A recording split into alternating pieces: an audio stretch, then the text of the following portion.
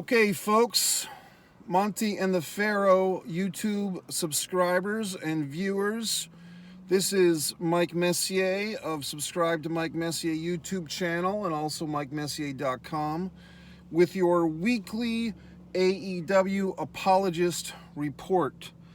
Now, I'm going to be honest, I'm a little bit late in turning this video in. I typically like to shoot them on Saturday, get them over to Monty and the Pharaoh shortly thereafter.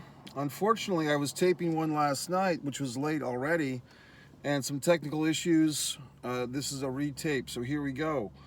I want to talk about cooperation versus competition, the touring old days of wrestling, and how the wrestlers today, they might have less choices and there might be less cooperation with the different wrestling companies.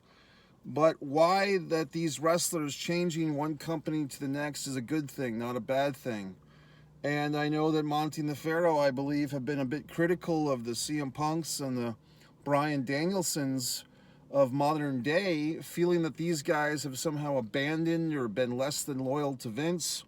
However, I'm going to make a case that they're doing what's best for themselves and they're doing what's best for the sport. And I still use the word sport in regards to professional wrestling. Yes, it's still real to me, god damn it. I'm going to drink a little kombucha. Now, for those of you that don't know what kombucha is, it's a tea full of probiotics. It helps your gut, it helps your system, and I strongly recommend it. If you're having any type of issues, I believe that kombucha can help elevate your mood. Now, I'm going to use an analogy of my own life. As some of you might know, I've been touring up and down the East Coast. I've had a bit of my own little wrestler territory for the last 2 years, which is pretty much the East Coast of the United States.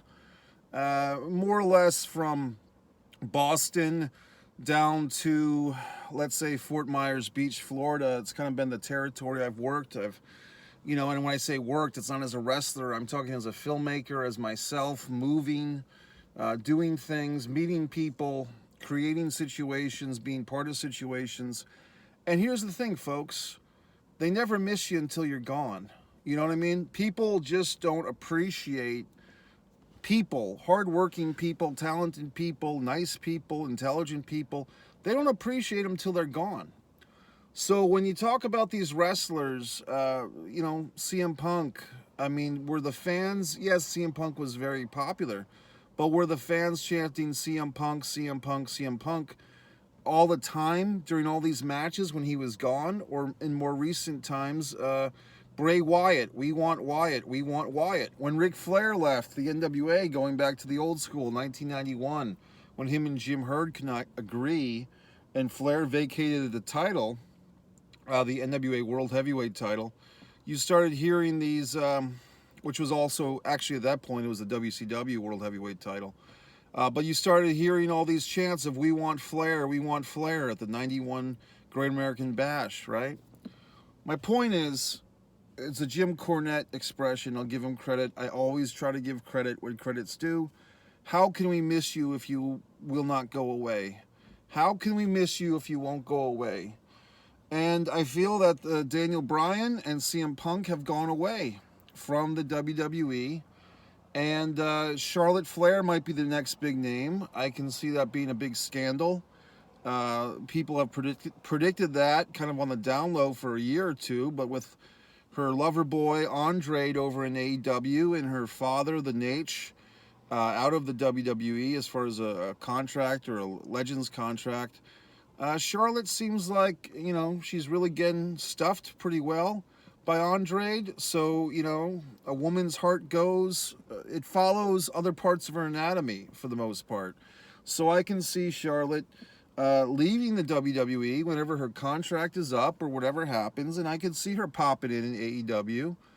And as far as the women's division, Ruby Riot's one thing, but Charlotte coming over from WWE, I know Monty's a big Charlotte fan, coming over into the world of AEW would be quite interesting, if that were to happen, which I'm kind of predicting it will. I am predicting it will.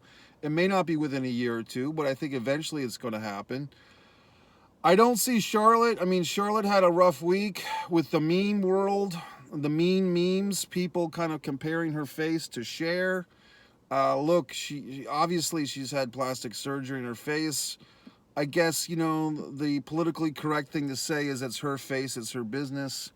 I get that, and that's true. I just guess for me, I always think about what about the young fans, the young female fans that look up to these role model women of WWE or AEW. I just don't know if, to me, plastic surgery, I guess, I've never felt like I needed it. I'm more or less satisfied with my face, but I guess people do what they want. It's their bodies, but I kind of feel like unless you have like a really, but I guess Charlotte didn't like her nose. You think about Jennifer Grey, I mean, the actress from Dirty Dancing. She got a nose job. It changed her look from like this interesting faced lady who was hot in her own way. And then she became just another plain Jane, and her career stunk and sunk. And she had to do a sitcom about it, and nobody watched the sitcom. So I just don't know. I mean, I've noticed that Charlotte Flair has looked greatly different for months, but I don't know, man. I mean, it's interesting. Charlotte, I really would have liked to have seen a dream match between Charlotte and Chyna. I think that Charlotte's body, physically, it matches up well with Chyna at her peak. I think, obviously, and I agree with Monty on this, Charlotte is a superior women's wrestler, a great talent. I would have liked to have seen Charlotte in the ring with Chyna. I think Charlotte could have gotten a great match out of Chyna. Here's a dream match of different eras. How about Charlotte and Medusa? That would have been interesting. Or, and maybe a Becky Lynch versus Sherry Martel. Can you imagine that if we had this time machine of wrestling? Anyway, getting back to AEW, I think I touched on this a few weeks ago when I was talking about Bryan Danielson, or Daniel Bryan, and he's been rejuvenated. I mean, even more so now than last week when I talked about him. You see that Bryan Danielson, with his kicks, he's taking chops, he's getting his chest looking like a meat factory. It's purple, it's bruised. He's wrestling Suzuki, he's wrestling all these guys. But, Bryan Danielson, I mean, these matches he's having in AEW are comparable probably to his best work in ROH 15 years ago, but it's on a much higher platform and he's got a much bigger audience. And how can you say that that's a bad thing? Were he to have stayed, Monty the Pharaoh, in in WWE, how many times was Roman going to stack him? They did what they could with him. I believe he lost a one-on-one match at No Way Out. Wasn't that correct? At a pay-per-view this calendar year. And then at WrestleMania, he gets stacked with Edge. And I just feel like, what else do you want from this guy? I mean, is he supposed to go back to the Intercontinental title level? Is he supposed to wrestle The Miz? I mean, I guess they could have done, and I don't think they did this, Daniel Bryan versus Nakamura. I don't think they did that. That would have been great. But, what if Nakamura were to leave next, gentlemen? I mean, if you feel like Nakamura hasn't been used properly in WWE after all the stuff he did in Japan and even NXT, but most people feel like Nakamura's been misused in WWE and kind of made into a character and a joke with some signs of greatness. But imagine Nakamura going over there and having a match with Kenny Omega. Or whoever, you know what I mean? Or even Moxley, or whatever the fuck. Or Daniel Bryanson, or Bryan Danielson. For God's sake.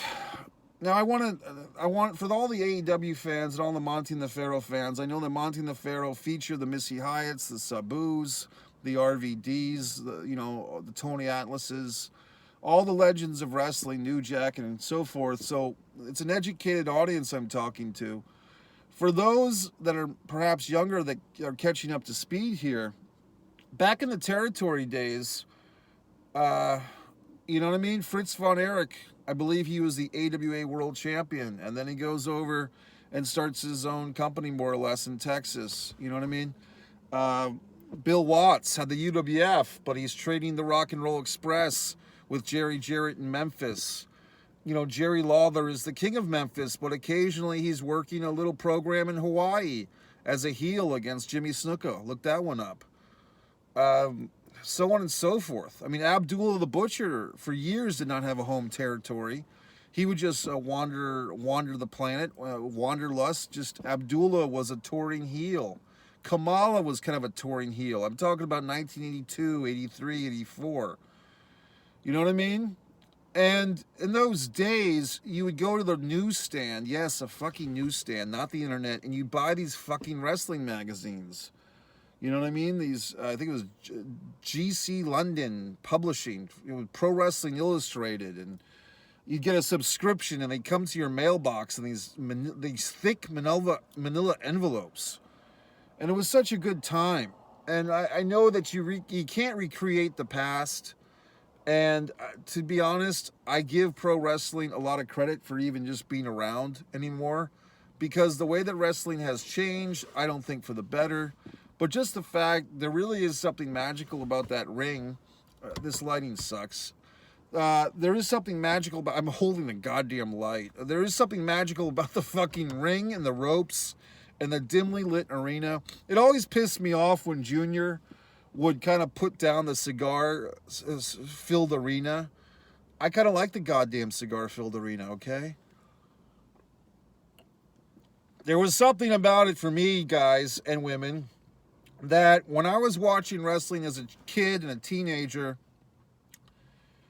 it felt like you discovered this world that you weren't supposed to discover. Like a kid who discovers the stack of pornography under his uncle's bed. It's like you discover this whole fucking world that's got fucking bloody foreheads and time limit draws and belts and angles and, you know what I mean? Fucking Ron Bass riding Barry Windham around with a fucking saddle and the Purple Haze and Kevin Sullivan in the woods sacrificing a fucking raccoon. That's the type of shit that I got into, all right? I mean, I've told you about Killer Tim Brooks taking a fucking bull rope and ripping the forehead open of Bobby Jaggers, and I'm looking at this goddamn picture in a wrestler magazine in 6th grade, and the fucking teacher comes over, Mr. Afalco. Hey, Mike, what are you reading? Oh, yeah, check a look, this wrestling magazine. And he looks at it, and he's the goddamn bloody forehead of Bobby Jaggers, even though it's a black and white photo, and he gets all concerned, and he calls my mother concerned about me that I'm reading these horrible wrestling magazines. Well, folks, I survived. Look how good I'm doing, right? So the point is, the way things were are not the way things are now, but I am happy to report that in late 2021, I personally feel that pro wrestling is better now than it was 4 years ago. I mean, if you look at late 2017, 2018, 2016, the WWE really was the only game in town. TNA or Impact Wrestling was struggling. It seemed like every 6 months they were losing a TV contract and getting demoted. I mean, they went from like Spike TV, getting demoted to like whatever the fuck. Next thing you know, they're on fucking Twitch. Like, you have to go to Facebook Live to watch fucking Impact Wrestling. So, whatever the fuck, I mean, you have to say, and I know some folks, like I was listening to Cornette the other day, and he said that 5 times more people were watching wrestling in the late 90s than now. I'm not sure. I think that's hard to really put the numbers down. I do like the numbers. I do like TV numbers and stuff, but I think there's a fair point to be made, a fair play, as the Europeans say, that people watch television differently now. They DVD-R. They watch highlights on YouTube. People make television work for them. They don't revolve around television as much. I think one way you can measure is statistics like pay-per-view buys, and of course that's thrown out the window for WWE, because they do this whole thing with fucking the Peacock. You know what I mean? So it's hard to quantify things in a changing world, and I'm going to give WWE a little goddamn credit right now. I think they were ahead of the curve. They were ahead of the game when they created the WWE Network. I'm giving them credit. I really am. And a lot of fuckers have copied them. From UFC, I believe Impact Wrestling has an app like that now.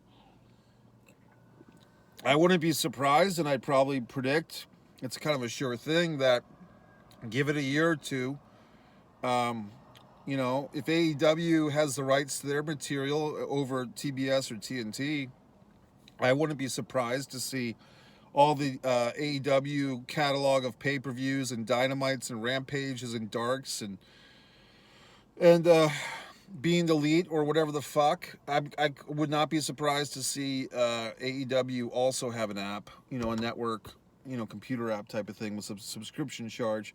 I wouldn't be surprised if AEW buys Impact Wrestling, or specifically Tony fucking Khan. Yes, he's the Richie Rich of professional wrestling. I can see him buying Impact Wrestling in the catalog. It's funny because on my TV, I get this interesting Impact Wrestling channel that has all these old Impact Wrestling shows from the 2008s and before and after and so forth. What else? I guess I'm going to get a little more topical now. I don't know if I fully made my point. I guess my point was a counter because I saw Monty and the Pharaoh a couple of times getting all hot and bothered with what they called a lack of loyalty, if I'm understanding them correctly, with CM Punk and Bryan Danielson in particular. But to tell you the truth, guys, I just think that that's the nature of wrestling. The nature of the wrestling is the Road Warriors leave Georgia. They show up in the AWA. They beat the fucking Crusher and Baron Von Raschke. And then they're going off to Mid-Atlantic, and they're wrestling the Russians, and they're taking their belts around, and they're wrestling the Sheepherders to a double disqualification somewhere in Bumblefuck. And like this guy who's wandering through the parking lot. You think he's got a home? You know what I mean? So I'm just telling you that it's just, that's the nature of these wrestlers. They're nomads. So you can't castrate them and have them do the same goddamn promos, tonight in this ring, blah, blah, blah. Who cares? They have to be nomads. Look at me. I'm miles from home. I'm in fucking Rhode Island wearing this goddamn Florida Gators shirt and wearing shorts, okay? Because that's the type of individual I am, a nomad. Nomad, wanderer, call me what you will. What the fuck? What else? Just trying to think about other things. That guy's like walking right in the middle of the street. This car's trying to leave the parking lot. It's always a nice conflict of interest, like that whole pedestrian has the right of way fucking thing. I mean, yes, they do, but if you're driving a car, I mean, you know what I mean? Like sheer power. Then you have the bicycle people. I mean, can I be honest with you? I don't really trust adults on bikes. I mean, if you ever go to a Waffle House and there's a bunch of bicycles out front, leave that fucking Waffle House. You know what I mean? I don't know if I trust. I mean, there should be an age limit for bicycle riding, shouldn't there? I mean, am I crazy in saying that? But like, maybe age 18 or at least 35. Like, if you're 40 and your bicycle is your main form of transportation, I don't know what to say. I mean, I don't trust you, okay? But any fucking way, let's move on. Okay, so I'll get to some timely specifics. Crown fucking Jewel, thoughts and analysis. I did a nice fucking interactive 40-minute fucking video on my own channel about this. Subscribe to Mike Messier YouTube channel, which you can cross-reference. You're welcome to watch it. It was a good match-by-match thing, but overall, I'll give you the highlights. I thought it was a good show. You might even say it was a great show. And I've been opposed on the record to WWE bending the knee as I see it and doing these shows in Saudi Arabia and, allowing the Saudi Arabian Sports Authority to borrow the pencil for these shows. But, the fact, I mean, they're really pushing it, folks, because one of the things I brought up for years was the whole "Don't be a bully, be a star" campaign, the anti-bullying campaign that the WWE so proudly rolls out, and that's where they put Titus and the other wrestlers they don't use. But I've been pointing out so significantly, isn't it odd that they do this whole "don't be a bully" thing, yet they work with a country that basically, if you're a homosexual, and you do a homosexual act in public, the law of the land is they'll scoop you up and throw you off the ceiling and kill you. So is that bullying? I would say so. And yes, some people are going to say, oh, well, their women can drive now. Oh, fuck, it's only 2021. But I mean, this Sharia law and the way they treat their women, I mean, that seems to be bullying to me. I could be fucking wrong. You know what I mean? But look, what the fuck? They see a way to make money, they being the E, Junior, and the Brats, and so they do it. Now, others will say, well, gee whiz, Mike, do you want them to not make money? And they had to because they're a publicly traded company and they have to do what's best financially. They owe it to their stockholders. Well, the goddamned UFC pulled out of doing fucking shows over there when the American reporter was killed and sliced and diced because he had some interesting things to say about their government procedures. So you tell fucking me.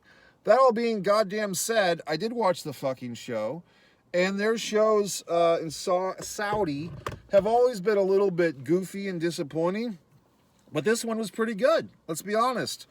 The Hell in the Cell started off the show hot.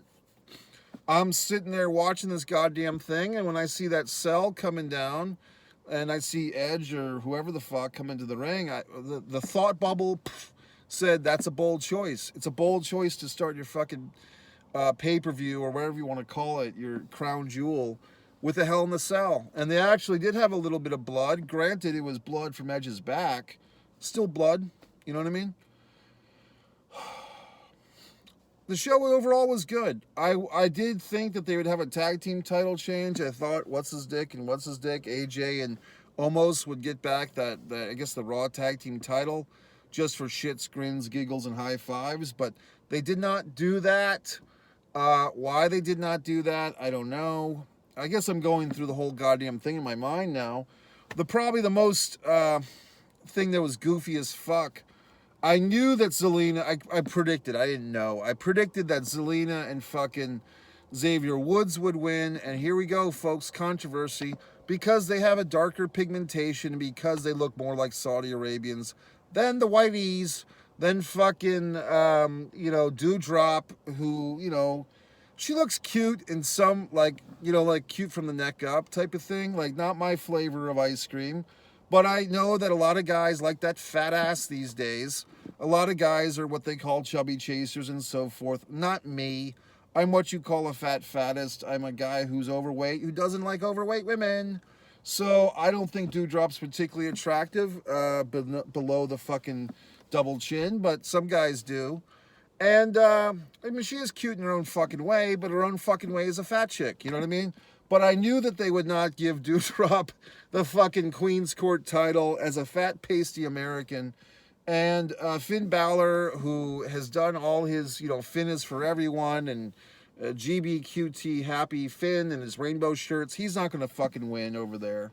So they were there to make these other people look good. Zelina and fucking Xavier. Xavier Woods drives me ape shit with his fucking up, down, down crap. Turn the page, Xavier Woods. I always thought it was interesting, but look, I'm not in charge of the fucking world. If this goddamn Saudi Arabian company doesn't like homosexuals and murders them for fucking fun, then you know what? Didn't Xavier Woods have a menage a trois involving himself, Paige, and a former WWE fuckhead, like a ring announcer guy? Former general manager. So you tell me, folks, I don't have the rule book, but is being involved in a menage a trois involving two men, does that make the men homosexual or bisexual? You tell me the modern day playbook on these things. You know what I mean? Because I haven't read all the rules. You know what I mean? So any fucking way. But he's a bold choice. He's the king of the fucking ring. Then you have to sit there on SmackDown and listen to Kofi put his ass over. If it was me, if I had the goddamn pencil, Kofi would have taken that fucking thing, that scepter, and stuck it up Xavier's ass, and or smashed him over the head with it. That would have been a good angle. And have these two fucking New Day fucks beat the shit out of each other, and have the winner of that feud face Big E. But no. The New Day has to put each other over from now until the end of time. And there you go. Even the Freebirds feuded with each other, folks. Hate to fucking tell you. You know what I mean? Look into it. Otis Sistrunk, Michael Hayes, Terry Gordy, Jimmy Snuka, Andre the Giant, fucking Georgia, 1982. But you're telling me that the New Day is precious jewels that can't fight each other. Well, I'm sorry. I fucking disagree. any goddamn way. Then you have Charlotte and Becky dropping belts. And so forth. The big thing. Oh, Charlotte and Becky really don't get along. Okay, well, we'll see Charlotte over in AEW soon enough. Maybe she'll be wrestling Kenny Omega. Over on the AEW side, current events, Tony Khan mouthing off about fucking Vince McMahon, and he's gonna kick their ass in the ratings, and then Bischoff telling Tony to shut the fuck up, and Tony getting all offended. This is what I feared, to be honest with you, with AEW. I feared that Tony Khan couldn't keep his dick in his pants or his ego in check, and another fucking wrestling promoter who has to be an on-air character. It's the fucking, I'm going to say the Eric Bischoff disease, because I think he's the one that really populated this. We think about Mr. McMahon in the fucking Attitude Era, but honestly, I mean, you really say that Bischoff 97 started it more. You know what I mean? Or was it Bischoff like December of 96 when Roddy Piper exposed him as the financer of the NWO? So to me, McMahon took what Bischoff was doing to the next level. So you kind of blame Bischoff. But this whole, go to any fucking independent wrestling promotion, and if they do some long-winded fucking speech about how, the fucking head of the commission of the fucking promotion, I'm the booker of Rinky Dink Fuck Wrestling Promotion, and as such, I have so much power. And you're sitting there in a high school gym with 50 other people, wondering what the price of a hot dog is. You know what I mean? So it's like, what the fuck? I'll tell you an anecdote. Why not? We're here. Fucking this local wrestling promotion about 6 or 7 years ago. XWA, it was a good promotion. I think it's still around. West Warwick, Rhode Island, nice people. But they were doing this whole goddamn promotion where they had like Bobby Blaze or whatever, like not Bobby Blaze, just Bobby, some ring announcer from Ring of Honor. A fucking ring announcer from Ring of Honor. And they made a big fucking deal that this ring announcer from Ring of Honor was like leading a heel charge. And I'm like, okay, folks, now you're getting into the fucking woods. Like, if you're telling me that this whole promotion is wrapped around a fucking ring announcer from Ring of Honor doing an invasion angle, I'm sorry, that's not asses in seats. You know what I mean? You'd be better off bringing in Virgil and fucking Dink the Clown for a goddamn match. So I politely put on their Facebook thing, because I went to their goddamn one of their shows. They had like, it was like 2015, summer of. They had like Samoa Joe's last independent match before going to NXT. They had the Young Fucks were there. But they did like 20 minutes of fucking in-ring promos with this Ring of Honor guy. And then like I think my buddy Jose Perez El Diablo comes in and they're talking for fucking ever. And I just put on their Facebook page, when they were promoting their next show, hey guys, as an educated wrestling fan, I really think you'd be doing yourself a favor by discontinuing this angle with this Ring of Honor fucking announcer invasion thing, because it sucks. And I just plainly stated, like, your promotion is making your 3-hour independent wrestling show a 4.5 independent wrestling show hours because of these fucking lame-ass storylines that you're shoehorning into a fucking independent wrestling show that nobody gives a fuck about. And it became a whole big thing. The ring announcer got very offended. He's on there trying to fucking nuzzle fuck me with the kayfabe brother shit. And I'm like, look, I'm not trying to be a dick. I'm just speaking from the point of view of the educated wrestling fan. You guys are killing your own town here with this stupid storyline. It's not fucking 1998 Nitro. You know what I mean? And guess the fuck what? They killed the fucking angle. They did. The promoter fucking said, you know what? The guy's right, me. We're going to kill this fucking angle. And the ring announcer guy was all bent out of shape. Sorry. I'm just looking out for pro wrestling. I'm just trying to save the fucking sport. You know what I mean? Here's the goddamn thing, guys. If you enjoy watching fucking AEW, watch it. If you enjoy fucking watching WWE, watch it. If for some reason you're watching Impact and MLW and all these goddamn things, watch. I mean, I watch my fair share. I'm not going to sit there and watch every fucking G1 Climax tournament match every fucking night of the week. I have better things to do. I'm, running my own territory, so to speak. I'm the star of my own soap opera.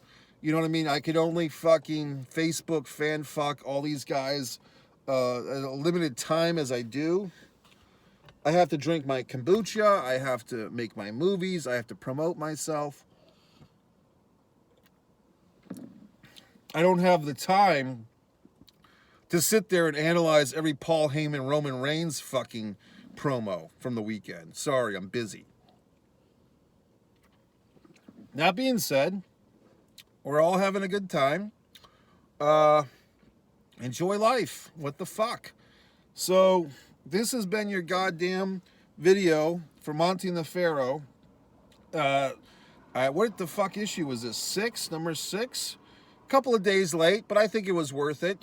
It's the AEW Apologist, Mikey Messier. Subscribe to Mike Messier YouTube channel. For those of you discovering this video on Facebook, I kindly oblige you to fucking go over to YouTube, subscribe to my fucking channel, subscribe to Mike Messier YouTube channel, and also subscribe to Monty and the Pharaoh YouTube channel, because they have all these wonderful interviews and videos with the likes of Tony Atlas and Sabu and Rob Van Dam and wonderful human beings. So that's it. Thanks for the forum. I hope you've enjoyed my lighting capabilities, and I'll see you at the matches.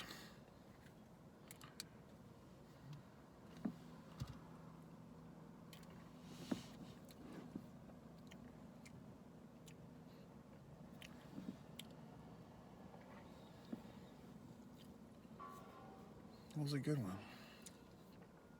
It said a lot of things that were good. It's good.